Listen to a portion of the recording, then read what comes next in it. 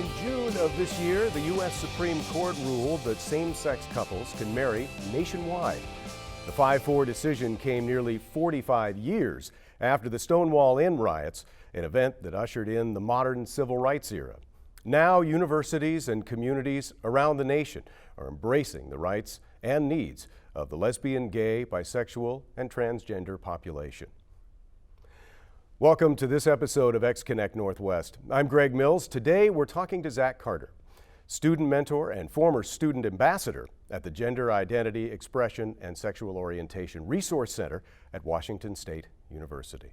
Now, before we get going, a reminder that you at home can join in this conversation simply by connecting with us on Twitter at NWPTV or use hashtag xConnectNW. On Facebook, you can search for Northwest Public Television or by email at kwsutv@wsu.edu. Zach, thanks a lot for joining us today. Thank you for having me, Greg. It's Appreciate super it. to have you here with us on set. I guess let's start with why GIESORC as we address that, and the acronym. How do you say it right? It is actually GIESORC. GIESORC, okay. Yes, Gender Identity, Expression, and Sexual Orientation Resource Center. All right. It was established when and why? The first iterations were actually established back in 1994.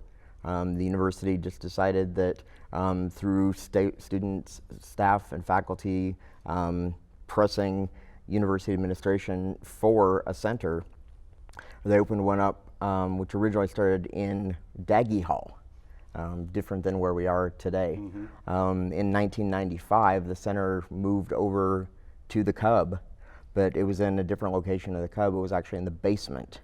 And you had to navigate through several different hallways prior to the Cub's renovation in 2008. Oh, yeah, yeah. And then once the Cub renovated in 2008, that is where GIESORC is today.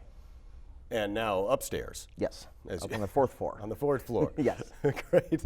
And what would you say the primary reason that it in fact was organized? It was something that was severely lacking, not only this part of the country, but specifically at this university. As the university started to diversify and had a larger LGBT population, they really needed to have resources for that population. And the university, had a good foresight to see that early on and start to put something together. What was the environment like as we dial it back to the beginnings of GIESORC in 1992, 1994, that era? What was the environment like, would you say, here at Washington State University and in general, as far as awareness is concerned? Looking back that far, there was really no awareness. The community itself was very homophobic. I mean, we were still in a very torn era at that time.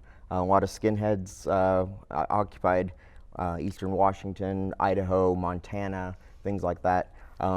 People who were part of the LGBT community just didn't come out, mostly out of fear than anything else. Yeah, and I'm sure you'll tell me that has at least changed to some degree as we sit here today. It has absolutely changed. I've seen just in the last few years up at GIESORC, the number of people continues to grow.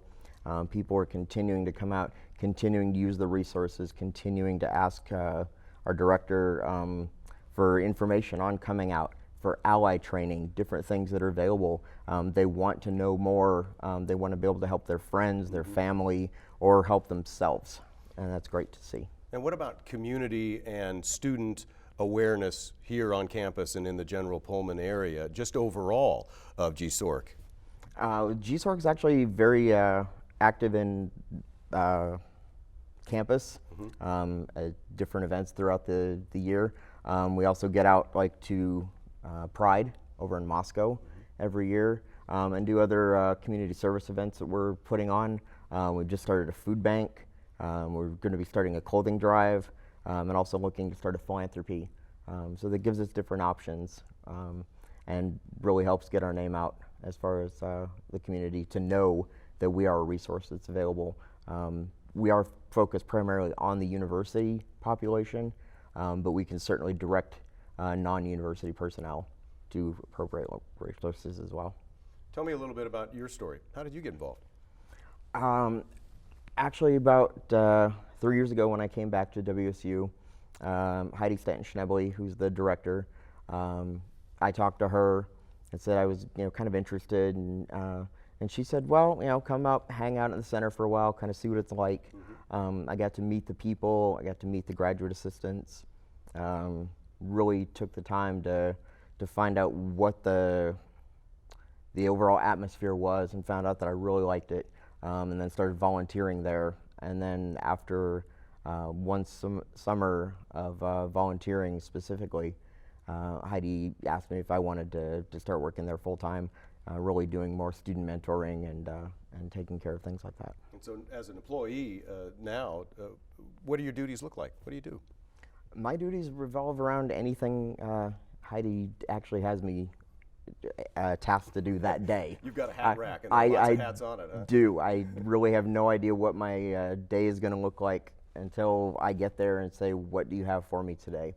It could be anything from mentoring students to doing research to gathering further resources. That's another thing we just accomplished, was gained a vast number of new resources that we've put up on our wall with all the different pamphlets and things that we have that are available to all of the students, staff, and faculty here, and a lot of updated information. That's another key thing for me, is looking out for when things change to get the newest information possible.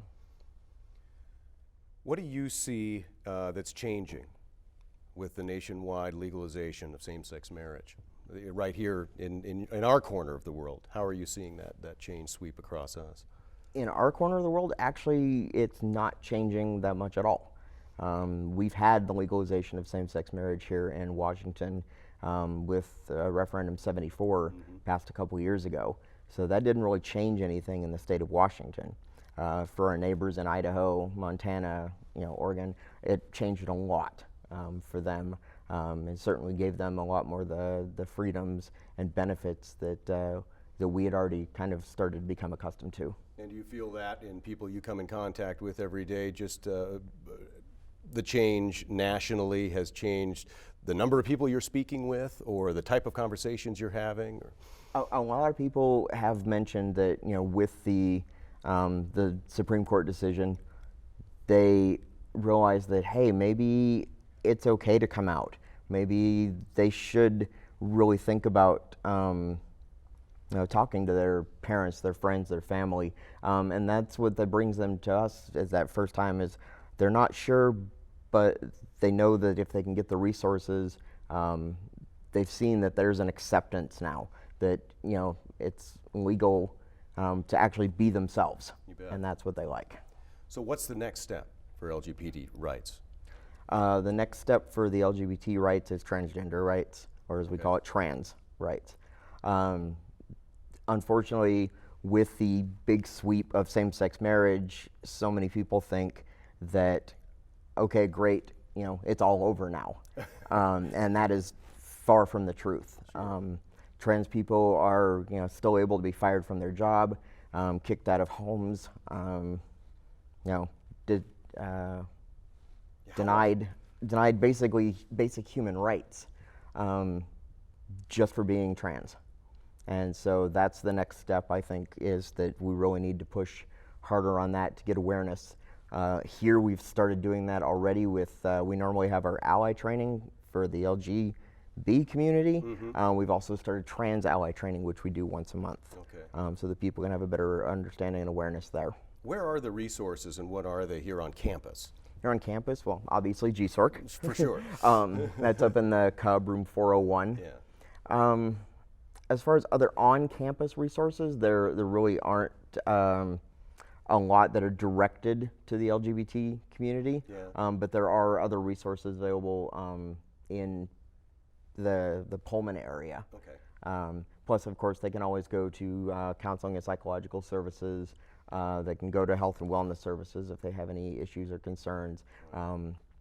In our office, we have lists of doctors in the area that are specifically LGBT friendly, or work specifically with the LGBT community, so they understand the specific needs and concerns there. Yeah, I was those going are to the ask main you things. sort of on campus, maybe not so much where, but what the resources are, and you've described some of those, but I think a lot of people wouldn't have any idea what resources were available. No, and they usually don't, and that's why stopping by our office is a good first stop. If they come up there, we've got a wall of pamphlets and brochures, and then we've also got a wealth of knowledge and information, not only from the director and the staff, but even the students that hang out there. Sometimes they're a better resource than the staff because they're doing a lot of these things on a daily basis. So they really deal with finding answers to these problems. Fantastic. I guess really quickly, if there was one thing you could hope to see 5 years from now, what would be the change? Better trans rights, definitely. Better trans rights. Yeah, I think that's the next focus that needs to be taken on by the nation.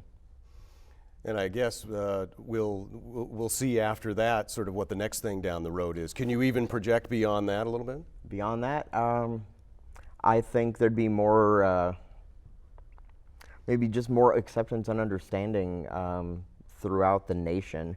As we've seen, there are still people out there who are very religiously believing that, homosexuality is a sin. Some refusing to do their jobs because of it. We need to actually have a greater understanding of